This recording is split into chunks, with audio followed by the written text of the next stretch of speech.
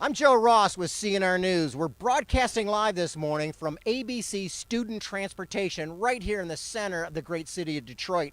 We're going to be talking about one of the largest alternative fueled vehicles fleets in the entire state of Michigan, quite possibly the entire Midwest.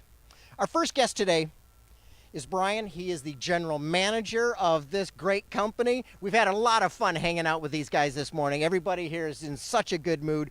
Brian, let's get down to why a business manager like as yourself would make the decisions to go with a propane fueled bus. Well, the return on investment has been tremendous for us. It was a solid business decision. After we looked at all the facts and the components and the infrastructure, it was quite frankly a no-brainer. Okay, that's really interesting because what we hear from some people is they'll say the same thing, but they'll say, well, we had some government incentives to do it. But you folks you put a pencil to it and it just made sense. Absolutely. Once you put your pencil to it, the fuel savings, we saved at least 50% in our annual fuel cost alone.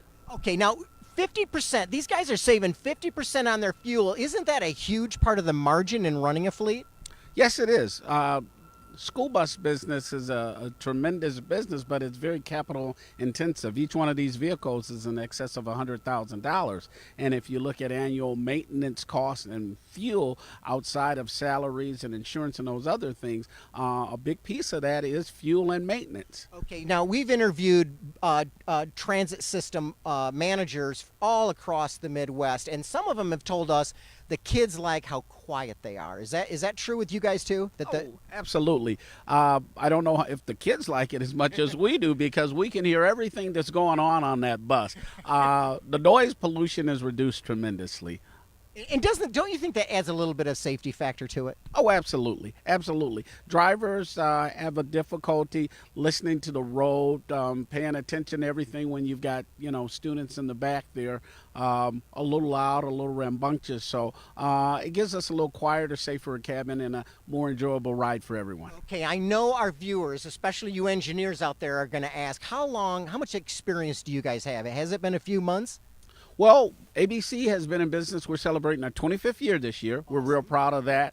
We converted to propane in 2015, so this is our third full year of running an all-propane fleet. Okay, so you guys have thousands of miles on these vehicles, so this is a heck of a test case. We have hundreds of thousands of miles on our fleet. This is real, this is true, and this is what we do every day. Oh, that's awesome. Thank you so much for coming on the show. Really appreciate it. Appreciate you. Okay, so there you hear it. There is a serious business case. There are some incentives out there. There's millions of federal dollars available to convert your fleets. There's hundreds of thousands of dollars at the state level, and even the Michigan Propane Gas Association has money available to make the conversion very inexpensive. Now, ABC did this with, they did their conversions. They bought their propane fueled vehicle buses right from the factory. Now, if you have an existing vehicle, you can also convert those as well. So that's another way to go. And you can learn about that at miautogas.com. Our next guest is Doug. He is a mechanic here. He knows he knows the mechanical side of these things. Doug, what do you think, as a mechanic, what do you like best about a propane fueled vehicle? Well, the propane burned a lot cleaner than the diesels. They're easier to work with. Love them. Okay, so for environmental reasons, that's awesome, and that's great because they're a green, especially with kids running around buses, having a clean burning vehicle is really important. But what else? Is there anything else? Well, I just like working on them. The oil changes and everything is a lot cleaner to work with. It's not as difficult with the diesels.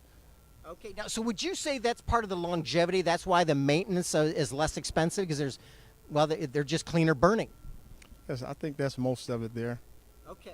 All right. Well, man, you're doing a great job here. It's you guys really, all these guys at ABC Student Transportation, you're pioneers, and you guys have been doing it for 3 years. So it's a heck of a case study for this new type of alternative fuel vehicle. Now I know they've been around 50 years, but this is the new generation that these guys are running, and they're obviously having some serious success. Doug, thanks for coming on the show. Really appreciate it, man.